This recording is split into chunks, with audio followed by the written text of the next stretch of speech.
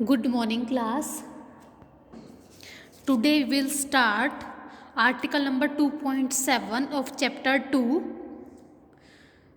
Derivative and mean value theorem. ठीक है, chapter 2 है जिसका नेम है derivative and mean value theorem. उसका आर्टिकल 2.7 रोल्स थ्योरम हम आज कर रहे हैं. ठीक है, सबसे पहले मैं देखते हैं हम स्टेटमेंट ऑफ रोल्स थ्योरम. क्या है हमारे पास स्टेटमेंट देखिए. Let f be a function defined on a b close interval A b such that हमारे पास एक एफ फंक्शन है जो क्लोज इंटरवल ए बी पे डिफाइंड है. उसके लिए हमारे पास क्या कंडीशन है. फर्स्ट है कि एफ कॉन्टिन्यूज है ओवरऑल इंटरवल ए b close interval. Second condition है एफ इज डेरिवेबल है on open interval A b. ठीक है, ओपन इंटरवल ए बी में आपके पास फंक्शन का डेरिवेटिव एग्जिस्ट कर रहा है, फंक्शन डेरिवेबल है. एंड थर्ड कंडीशन है f of A is equal to f of b. अगर आपके पास ये तीनों कंडीशन गिवन है, तीनों कंडीशन कोई फंक्शन सेटिस्फाई कर जाए तो हमारे पास क्या रिजल्ट आएगा. Then there exist at least one real number c lining between a and b. इस ए और बी, हमारे पास ए और बी ओपन इंटरवल के बीच में एक सी, कम से कम एक ऐसा रियल नंबर, एक से ज़्यादा भी एग्जिस्ट कर सकता है. एटलीस्ट वन रियल नंबर, एक से ज़्यादा रियल नंबर भी एग्जिस्ट कर सकता है, एक तो करेगा. सी हमारे पास ए और बी के बीच में एक ऐसा रियल नंबर लाई करेगा जिसके लिए ये कंडीशन होगी कि उस फंक्शन का डेरिवेटिव फर्स्ट ऑर्डर उस पॉइंट पे वो क्या आएगा, zero. Such that f dash c क्या होगा, जीरो. तो हमारे पास क्या रिजल्ट है कि अगर कोई फंक्शन इन तीन कंडीशन को सेटिस्फाई करता है, ये तीन कंडीशन हमारे पास क्या है, गिवन है. ठीक है, इन तीन कंडीशन को हम लेके चलेंगे और हम क्या प्रूव करेंगे. Then there exist at least one real number c lining between a and b such that उस नंबर के लिए जो ए और बी के बीच में लाई कर रहा है, क्या कंडीशन होगी कि f dash c is equal to zero आएगा. ठीक है, तो देखिए इसका प्रूफ. हमारे पास जो गिवन कंडीशन है, सबसे पहले हम, क्योंकि हमारे पास फंक्शन इन तीन कंडीशन को सेटिस्फाई कर रहा है, तो सबसे पहले गिवन कंडीशन का यूज़ करेंगे. हमारे पास गिवन है फंक्शन कॉन्टिन्यूज है, तो हमने लिखा कि हमारा फंक्शन क्लोज इंटरवल ए बी पे कॉन्टिन्यूज है. हमें पता है एवरी कॉन्टिन्यूज फंक्शन क्या होता है, बाउंडेड होता है. तो इसका मतलब एफ फंक्शन क्या हो जाएगा, बाउंडेड. इसके बाउंड एग्जिस्ट करेंगे क्लोज इंटरवल ए बी पे. ठीक है, तो ये अपने क्या बाउंड अटेंड करेगा. तो हमने क्या सीखो डी दो पॉइंट्स ले लिए क्लोज इंटरवल ए बी में से such that f of c is equal to m consider कर लिया, f of d is equal to m consider कर लिया, small m where capital N and capital small m supremum है f का and small m क्या है, infimum of F. क्या किया हमने इस इंटरवल में से दो पॉइंट सेलेक्ट किए, capital small c and small d, such that जो फंक्शन है एट सी पॉइंट पे अपनी सबसे बड़ी वैल्यू जो कि एम है अटेन कर रहा है, और फंक्शन एट डी पॉइंट पे अपनी सबसे छोटी वैल्यू जो कि स्मॉल एम है वो अटेन कर रहा है. ठीक है, तो एम क्या है, सुप्रीमम है एफ का over the interval close interval A B, और स्मॉल एम क्या है, इन्फीमम है, इनकी ग्रेटेस्ट लोअर बाउंड है एफ का ओवर इंटरवल क्लोज इंटरवल ए बी. तो हम इन दो के ऊपर, एम के ऊपर, कैपिटल एम के ऊपर और स्मॉल एम के ऊपर कंडीशंस लगाते हैं. हम केस नंबर फर्स्ट लेते हैं. हम स्मॉल एम और कैपिटल एम के ऊपर कंडीशन लगाएंगे तो हमारे पास दो केस होंगे कि फर्स्ट केस में हमारे पास जो सुप्रीमम है वो इन्फीमम के बराबर हो जाएगा. सेकंड केस हम लेंगे कि जब सुप्रीमम और इन्फीमम बराबर नहीं है. फर्स्ट केस हम ले रहे हैं कि हमारे पास दो केस अराइज हो रहे हैं. फर्स्ट केस में मैं ले रही हूँ कि जब हमारे पास फंक्शन एफ का सुप्रीमम और इन्फीमम दोनों आपस में क्या है, बराबर है. इस केस में हमारे पास क्या होगा कि हमारे पास जो एफ एक्स फंक्शन है, ठीक है, उसका जो सुप्रीमम है उसका इन्फीमम है, दोनों आपस में बराबर है. तो इसका मतलब है कि फंक्शन की वैल्यू में कोई चेंज नहीं आ रहा ओवर ऑल इंटरवल. कि अगर x हमारा ए बी क्लोज इंटरवल में से बिलोंग कर रहा है तो फंक्शन की वैल्यू तो इसका मतलब फिक्स है कि जब उसको लोअर बाउंड्री वही है, अपर बाउंड्री वही है. इसका मतलब फंक्शन कैसा है, कॉन्स्टेंट फंक्शन है. For example f of x is equal to a है, तो ये तो हमारा इंटरवल का पॉइंट है, 3 ले लीजिए. F of x equal to हमारा 3 है. अब देखो इस फंक्शन की, आप इस इंटरवल में से कोई मर्जी पॉइंट उठा लो, इस फंक्शन की वैल्यू 3 रहने क्योंकि फंक्शन हमारा कांस्टेंट है, फिक्स है. तो ये इसका लोअर बाउंड होगा, वही इसका अपर बाउंड होगा. ठीक है, तो हमारे पास फंक्शन कैसा हो जाएगा, कांस्टेंट फंक्शन हो जाएगा क्योंकि इसका इन्फीमम सुप्रीमम वही है. तो उसका मतलब फंक्शन की किसी भी पॉइंट पे फंक्शन की वैल्यू में चेंज नहीं आ रहा. इसका मतलब फंक्शन हमारा क्या है, कांस्टेंट फंक्शन है ओवर ऑल इंटरवल और क्लोज इंटरवल ए बी. तो इसका मतलब है कि हमारा जो फंक्शन कैसा हो गया, कांस्टेंट हो गया. इस केस में जब हमारे दोनों क्या है, बाउंड्स उसके इक्वल है. तो अगर कोई कांस्टेंट फंक्शन होता है उसका मैं डेरिवेटिव फाइंड आउट करूंगी तो वो कितना आ जाएगा, जीरो. तो हमारा एफ डैश एक्स क्या हो जाएगा, zero over all x belong to close interval A B. तो हमारा अगर इस पूरे इंटरवल के अंदर हमारे पास फंक्शन का डेरिवेटिव 0 है, तो अगर मैं इस इंटरवल में से कोई पॉइंट उठाती हूँ सी बिलोंग टू, अगर ऊपर इंटरवल में से भी उठाती हूँ तो क्योंकि ओवरऑल इंटरवल पे हमारा पास इसका डेरिवेटिव 0 है, तो सी पॉइंट पे भी फंक्शन का डेरिवेटिव 0 हो जाएगा। तो हमारा फर्स्ट केस में रिजल्ट क्या है, प्रूव हो चुका है। क्लियर है, क्योंकि ओवरऑल इंटरवल पे डेरिवेटिव 0 है। सेकेंड केस में हम लेके चलेंगे कि हमारा जो सुप्रीमम इन्फीमम के बराबर नहीं है।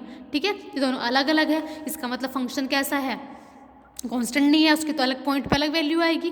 तो इस केस में मेरे पास जो सेकंड कंडीशन है, जो थर्ड कंडीशन है, उसको हम यूज़ करेंगे। हमारे पास क्या गिवन है, क्योंकि फंक्शन के एट पॉइंट ए पे वैल्यू बराबर है फंक्शन के एट पॉइंट बी पे, ये हमारे पास थर्ड कंडीशन है जिसको फंक्शन सेटिस्फाई कर रहा है। ठीक है, अब देखो हमारे पास एफ ऑफ ए बराबर है एफ ऑफ बी के। ठीक है, और हम m not equal to m ले रहे हैं ना, m not equal to m. ठीक है, तो अगर मान लो f of A is equal to f of b is equal to small m हो गया। ठीक है, अगर f of A is equal to f of b small m के बराबर हो गया, पर हमें पता है कि स्मॉल एम बराबर नहीं है कैपिटल एम के, तो इसका मतलब है कि एफ ऑफ ए और एफ ऑफ बी किसके बराबर नहीं होंगे, कैपिटल एम के। ठीक है, हम लिख सकते हैं ना ये रिजल्ट। इसी तरह अगर f of A f of B capital M के बराबर होंगे, अभी दोनों आपस में बराबर नहीं है, तो इसका मतलब है कि एफ ऑफ ए और एफ बी स्मॉल एम के बराबर नहीं होंगे। ठीक है, तो मैं क्या कर रही हूँ, तो इन दोनों में से कम आइदर ऑफ देम। ठीक है, तो अगर ये दोनों इसके बराबर हुए तो इसके बराबर नहीं होंगे, अगर ये दोनों इसके बराबर हुए तो इसके बराबर नहीं होंगे। ठीक है, तो क्या है, as f of A is equal to f of B है, तो देयरफॉर इन दोनों के बराबर ना होने की वजह से आइदर एम कैपिटल एम और small m is different from f of A f of B.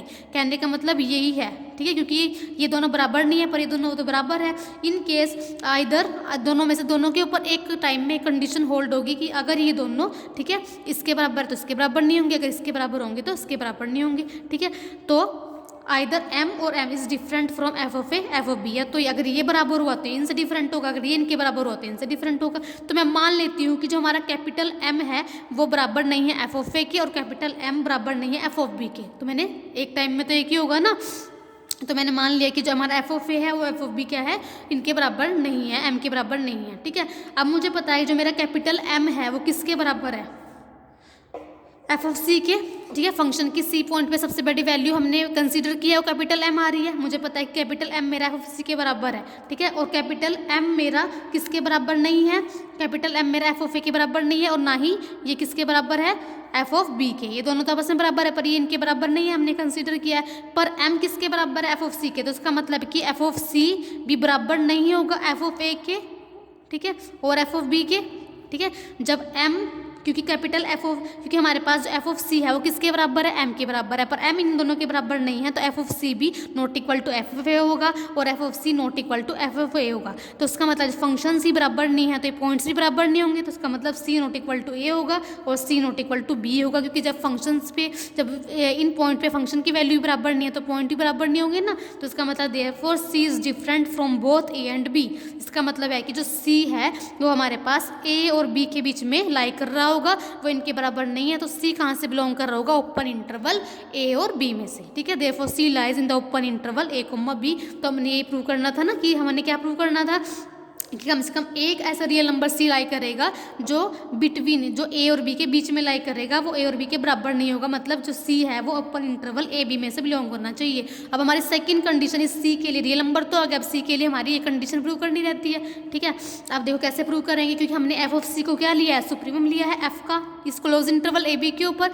Supremum का मतलब क्या होता है, एफ ऑफ सी क्या है, सुप्रीमम है, सी पॉइंट फंक्शन की सबसे बड़ी वैल्यू आ रही है, तो उसका मतलब है कि इस इंटरवल में से अगर आप कोई सी के अलावा कोई मर्जी दूसरा पॉइंट उठाओगे उस पे फंक्शन की वैल्यू छोटी आएगी। तो देयरफॉर सुप्रीमम की डेफिनेशन लगा दी कि f of x less than equal to f of c for all x belong to close interval A B, क्योंकि हमें पता है कि सी पॉइंट पे इस फंक्शन की सबसे बड़ी वैल्यू सुप्रीमम वैल्यू आ रही है, तो इस इंटरवल में से आप कोई मर्जी पॉइंट उठाओ तो उसकी वैल्यू क्या आएगी, छोटी आएगी एफ ऑफ सी से। ठीक है, तो मैं अगर सी माइनस एच और सी प्लस एच दो पॉइंट लेती हूँ, ठीक है, इस इंटरवल में, ए बी इंटरवल में से ही हमारा जो है वो सी बिलोंग कर रहा है, सी माइनस एच इधर आएगा, सी प्लस एच इधर आएगा। तो इस डेफिनेशन के अकॉर्डिंग अगर मैं सी माइनस एच भी तो इस इंटरवल में से उठाऊंगी तो सी माइनस एच पे भी फंक्शन की वैल्यू छोटी होगी एफ ऑफ सी से, ऐसे सी प्लस एच पे भी फंक्शन की वैल्यू छोटी होगी एफ ऑफ सी से। क्लियर है यहाँ तक, क्योंकि एफ ऑफ सी क्या सुप्रीमम है। उसके बाद मैंने एफ ऑफ सी को साइड शिफ्ट किया, यहाँ पे भी इसके दोनों केस लेके चल रही हूँ, सी माइनस एच पे भी और सी प्लस एच पे भी, ठीक है। एफ ऑफ सी जाके माइनस हो जाएगा। यहाँ मैंने क्या काम किया, डिवाइड कराया माइनस ऑफ एच से। थोड़ा स्टेप आपको ध्यान रखने पड़ेंगे क्योंकि हम आगे डेरिवेटिव की डेफिनेशन बना रहे हैं। इसको मैंने डिवाइड कराया पॉजिटिव एच से, यहाँ नेगेटिव साइन माइनस एच से डिवाइड कराया, यहाँ पॉजिटिव साइन है प्लस एच से डिवाइड कराया। जब नेगेटिव माइनस एच से डिवाइड कराऊंगी तो हमारे पास हमें पता है कि जब नेगेटिव से दोनों साइड मल्टीप्लाई कराते हैं, डिवाइड कराते हैं, तो इनक्वालिटी चेंज हो जाएगी। ये क्योंकि पॉजिटिव से डिवाइड कराया तो ये तो सेम रहनी है, ठीक है। अब मैं डेफिनेशन कंप्लीट करने के लिए दोनों तरफ लिमिट अप्रोच कराऊंगी एज एच अप्रोचेस टू 0, ठीक है। तो taking limit as h approaches to 0 यहाँ पे भी और यहाँ पे भी, तो मेरे पास ये किसकी डेफिनेशन बन जाएगी, ये मेरे पास लेफ्ट हैंड डेरिवेटिव की डेफिनेशन बन जाएगी। एल एफ डैश का मतलब है लेफ्ट हैंड डेरिवेटिव, किसका एफ डैश, ठीक है, कौन से पॉइंट पे ए पे, ठीक है। और ये हमारा बन जाएगा राइट हैंड डेरिवेटिव, ठीक है, एफ ऑफ सी का एट पॉइंट सी पे। इसको हम ऐसे लिखते हैं, एल मतलब left hand derivative, f dash c इसको ऐसे रिप्रेजेंट कर रहे हैं। और ये हमारे पास ये डेफिनेशन होती है, इसको हम ऐसे रिप्रेजेंट करते हैं। ये आपने चैप्टर लिमिट एंड कॉन्टिन्यूटी में पढ़ी होगी ये डेफिनेशन, वहाँ पे आप देख लेना लिमिट एंड कॉन्टिन्यूटी में, ये आपने लिमिट्स वाले चैप्टर में आपने डेफिनेशन पढ़ी हुई है। ये सेम ऐसी जिसकी डेफिनेशन होती है ये सेम इसकी डिफाइन होती है, क्लियर है। अब हमारे पास जो लेफ्ट हैंड डेरिवेटिव वो पॉजिटिव आ गया, राइट हैंड डेरिवेटिव वो नेगेटिव आ गया। अब हमारे पास गिवन है कंडीशन स्टेटमेंट में कि फंक्शन मेरा इस ओपन इंटरवल के ऊपर क्या है, डेरिवेबल है। इस ओपन इंटरवल के हर एक पॉइंट पे फंक्शन का डेरिवेटिव एग्जिस्ट कर रहा है, ठीक है। अब हमारे पास जो सी पॉइंट है वो भी तो ओपन इंटरवल ए बी में से बिलोंग कर रहा है, ठीक है। तो therefore since F dash x exist कर रहा है क्योंकि हम फंक्शन हमारे पास डेरिवेबल है, ठीक है। अब क्योंकि जो हमारे पास फंक्शन डेरिवेबल है over all open interval A to B, हमारे पास जो सी पॉइंट है वो भी तो ए बी इंटरवल में से ही बिलोंग कर रहा है, हमने प्रूव किया है, ठीक है। ओपन इंटरवल ए बी में से बिलोंग कर रहा है, इसका मतलब है कि एफ डैश एक्स एग्जिस्ट कर जाएगा एट एक्स इक्वल टू सी पे। तो इसका मतलब यह है कि फंक्शन डेरिवेबल हो रहा है, उसको डेरिवेटिव एग्जिस्ट कर रहा है। तो कंडीशन क्या होती है, left hand derivative is equal to right hand derivative is equal to total derivative. हमारे पास ये कंडीशन होती है, आपने लिमिट एंड डेरिवेटिव वाले चैप्टर में पढ़ी है कि left hand derivative at point c, right hand derivative at point c is equal to total derivative f dash c पे हो जाएगा, ठीक है। अब मुझे पता है कि ये मेरे पास पॉजिटिव आ रहा है, ये डेरिवेटिव मेरे पास नेगेटिव आ रहा है, पर दोनों बराबर है। बराबर किस केस में होंगे, अगर हमारे पास दोनों 0 के बराबर होंगे, क्योंकि वही चीज़ नेगेटिव वही चीज़ पॉजिटिव तो पॉसिबिलिटी नहीं है। तो ये दोनों केस बराबर कब होंगे, अगर मैं इनमें कॉमन कंडीशन का यूज़ करूँगी जो कि इक्वल टू 0 वाली है। तो उसका मतलब ये दोनों आपस में 0 हो जाएंगे, ये इसके बराबर है, तो एफ डैश सी भी हमारा क्या हो जाएगा, 0 हो जाएगा। तो हमारे पास थ्योरम प्रूव हो चुकी है, ठीक है। तो हमारे पास हमने एक सी ऐसा फाइंड आउट कर लिया जिसके लिए एफ डैश सी हमारा क्या 0 है। इसी थ्योरम की हमारे पास दूसरी स्टेटमेंट भी है स्टूडेंट्स, इसको भी देख लीजिए। स्टेटमेंट है करनी आपने ऐसे ही है, देखो क्या है इसमें, late f be a function defined on close interval A to A plus H. इसमें बी के प्लेस पे क्या है, ए प्लस एच है, सच दैट तीनों कंडीशन सेम है, बस बी के प्लेस पे ए प्लस एच है। Then there exist at least one real number theta, सी के प्लेस पे थीटा, थीटा क्या 0 1 के बीच में लाई कर रहा है, सच that f dash A plus theta H क्या है आपका 0।